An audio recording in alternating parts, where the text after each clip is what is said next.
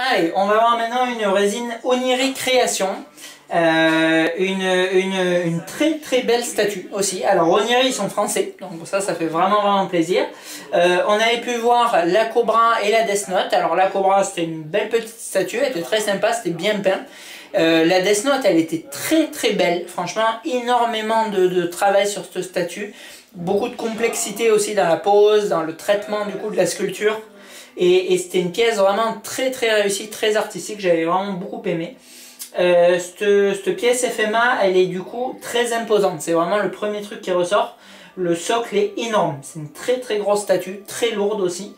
Le personnage, bon, il est du coup bien sûr beaucoup plus petit, parce qu'à l'échelle 1/6, il est assez dynamique. Les petits pics, c'est extrêmement fragile, ça pour le coup, je tripote pas trop parce que franchement c'est une statue qui doit être vraiment posée et plus bouger. Nous on l'a reçue neuve, il y avait malheureusement un picot cassé. Donc bon, ça doit voyager assez mal j'imagine. Après bon, c'est vraiment très fin. Franchement la résine elle doit faire 1 mm quoi. C'est très fin. Encore plus fin que les éclairs, bon qui sont en plastique en plus. Mais les éclairs de Vegeta ou d'autres pièces, là c'est vraiment à la limite de la cassure quoi, c'est vraiment du verre quoi. Voilà, le sigle de magie sur le socle il est assez sympa, il casse un peu du coup cette monotonie qu'il y a dans l'ensemble, ça met une petite touche de couleur, ça serait trop clair bien évidemment. Le paint du personnage il est très propre. Alors franchement, bon, Oniri, ils sont pas super vieux, ils sont sortis un peu de nulle part, mais c'est très joli. Vraiment, les pièces que j'ai vues de chez eux, elles sont vraiment bien peintes. C'est dynamique, c'est bien sculpté. Le manteau là dont il est en train de se débarrasser, là qui vole, c'est vraiment sympathique. Et le paint du visage est très propre. Il y a une belle expression au niveau du regard. C'est honnêtement une jolie pièce. Voilà. Alors après le socle, bon. Sur photo, j'étais vraiment pas fan parce que c'est quand même très uniforme, il y a très peu de couleurs, quoi. Il y a 3-4 tons à tout péter. C'est un peu gros, je trouve que c'est un peu massif, un peu pâteau.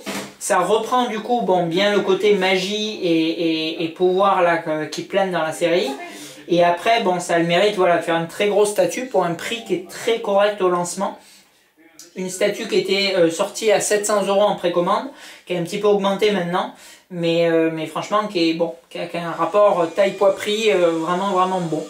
Donc voilà, donc après bon, la licence est voilà, comme toutes les licences qu'ils font, c'est-à-dire ils font pas de DBZ, ils font pas de Naruto, ils font pas de One Piece, donc des licences moins coûteuses, mais où il y a aussi moins de produits et où c'est très agréable du coup de voir des pièces sur ces licences là.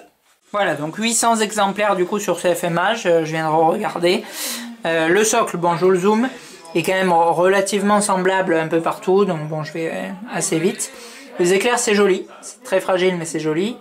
Les pentacles là et les sigles de magie c'est assez sympa aussi. Et surtout le perso, franchement le perso on a quand même quelque chose de vraiment joli. On a bien l'effet de jetage de manteau. C'est une belle pièce quoi. Après bon, voilà, sans partir dans des extrêmes de prix, mais bon, comparativement à d'autres, c'est sûr qu'il est gros quoi.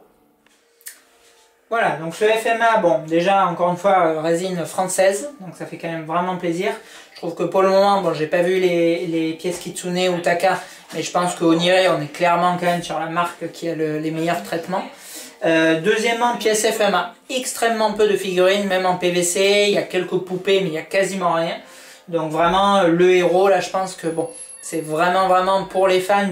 Alors à acheter en plusieurs fois bien sûr comparé à des figurines en PVC, mais c'est vraiment une pièce qui peut être voilà, qui peut être acquise par quelqu'un qui n'a pas forcément collectionné les résines mais qui va être fan vraiment du manga quoi. Après oui, alors au niveau effectivement de la disposition, c'est peut-être là où ça va poser quand même un peu plus de problèmes, parce qu'il est quand même très grand, enfin très profond et très large. En hauteur ça va, mais c'est sûr que dans une petite case classique, là où vont rentrer des résines un peu plus conventionnelles, il va peut-être poser problème. Mais bon, encore une fois on peut pas avoir les deux, c'est sûr qu'on peut avoir une très grosse pièce imposante et avec un très bon rapport prix-taille et des facilités d'exposition, l'un va à l'encontre de l'autre. Voilà, à très bientôt.